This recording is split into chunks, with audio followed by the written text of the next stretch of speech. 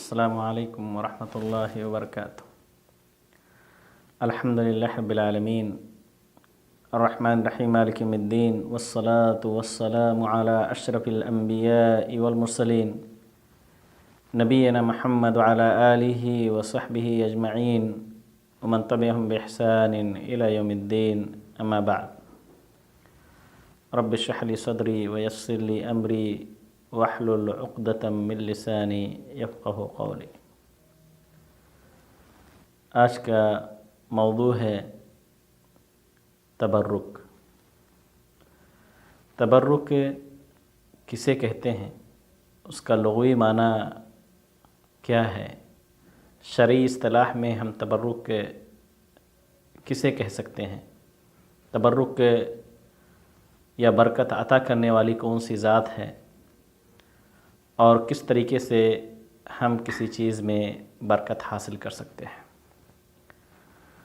تبرک یتبرک سے باب تفعول کا مصدر ہے، جس کا معنی ہے اضافہ، بڑھوتری، زیادتی، نمو۔ شریعت میں کہتے ہیں برکت حاصل کرنا یا تبرک کی خیر کثرت سے چاہنا، زیادہ سے زیادہ خیر طلب کرنا، اس خیر کی بقا اور اس کے ثبات کو اللہ رب العالمین سے مانگنا۔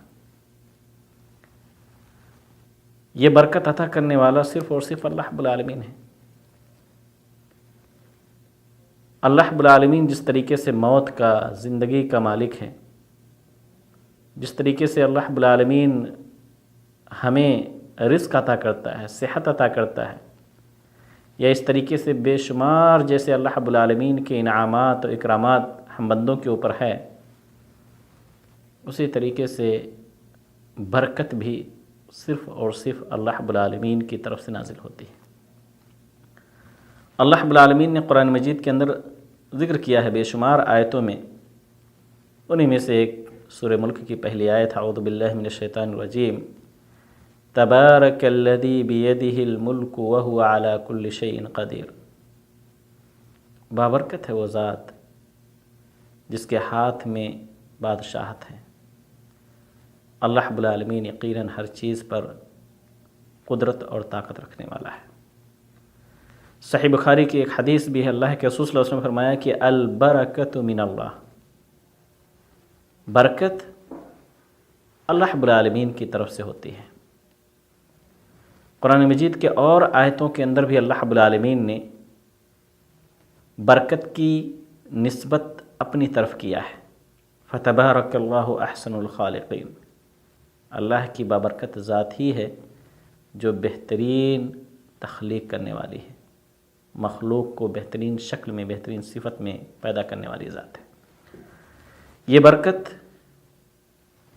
دنیا کے اندر پائے جانے والے کسی بھی انسان سے یا فرشتے سے یا جن و شیاطین سے یا اسی طریقے سے اور دوسری مخلوقات سے برکت نہیں مانگی جائے گی، کیونکہ جب اس کا مالک اللہ رب العالمین کی ذات وحدہ لا شریک لہ ہے تو اس برکت کو کسی اور سے مانگنا بھی بہت ہی خطرناک عمل ہے۔ البتہ اللہ رب العالمین جو برکتوں کا مالک ہے، وہ ہمیں برکت دو طرح سے عطا کرتا ہے۔ ایک تو اللہ رب العالمین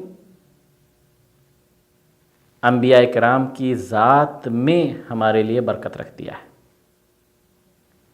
انبیاء کرام سبھی کے سبھی اس دنیا کے اندر بابرکت شخصیات تھیں، اور آخری نبی جناب محمد رسول اللہ صلی اللہ علیہ وسلم کی ذات مکمل طور سے پوری انسانیت کے لیے اور خاص طور سے مسلمانوں کے لیے ایک بابرکت شخصیت تھی، لہذا اللہ کے رسول صلی اللہ علیہ وسلم کی ذات سے برکت حاصل کی گئی۔ اللہ رب العالمین نے نبی کریم صلی اللہ علیہ وسلم کی ذات کو بابرکت بنا دیا۔ آپ کی جس طریقے سے آپ کی اتباع اور پیروی ہمارے لیے برکت کا سبب ہے، ایسے ہی نبی کریم صلی اللہ علیہ وسلم کی شخصیت بھی آپ صلی اللہ علیہ وسلم کے یہاں تک کہ آپ کے بالوں سے برکت حاصل کی گئی ہے، آپ کے اور دوسرے آثار سے، آپ کے پسینے سے، اور اس طریقے سے بے شمار احادیث کے اندر نبی کریم صلی اللہ علیہ وسلم کی شخصیت سے، ذات سے برکت کے حصول کا ذکر ملتا ہے۔ تو یہ برکت اللہ رب العالمین نے اس دنیا کے اندر ہمیں دو طریقہ بتلایا کہ ہم برکت کیسے حاصل کریں، انبیاء کرام کے ذات سے، اور یہ ظاہر سی بات ہے خاص ہے ان لوگوں کے لیے جو اس وقت انبیاء کرام کے دور میں موجود تھے، جیسا کہ صحابہ کرام نے حاصل کیا، یا انبیاء کرام کے آثار اگر ان کی وفات کے بعد موجود تھے تو اس سے ان لوگوں نے جو ہے برکت حاصل کیا، اور ایک برکت اتباع اور پیروی کے ذریعے سے ہے جو قیامت تک آنے والے تمام انسانوں کے لیے ممکن ہے کہ خاص طور سے آخری نبی جناب محمد رسول اللہ صلی اللہ علیہ وسلم کے اوپر ایمان لاتے ہوئے اور ان کی اتباع اور پیروی کرتے ہوئے برکت حاصل کریں۔ اللہ رب العالمین سے دعا کریں کہ اللہ رب العالمین ہم سب کو جب تک اس دنیا کے اندر زندہ رکھے، اللہ رب العالمین ہمیں برکت صرف اور صرف اللہ تعالیٰ کی ذات سے مانگنے اور طلب کرنے کی توفیق دے، یا اللہ رب العالمین نے جس طریقے سے، جس شرعی طریقے سے اللہ تعالیٰ نے ہمیں برکت حاصل کرنے کی طرف رہنمائی کیا ہے اس کو اپنانے کی توفیق دے۔ آمین وآخر دعوانا الحمد للہ رب العالمین۔ السلام علیکم ورحمۃ اللہ وبرکاتہ۔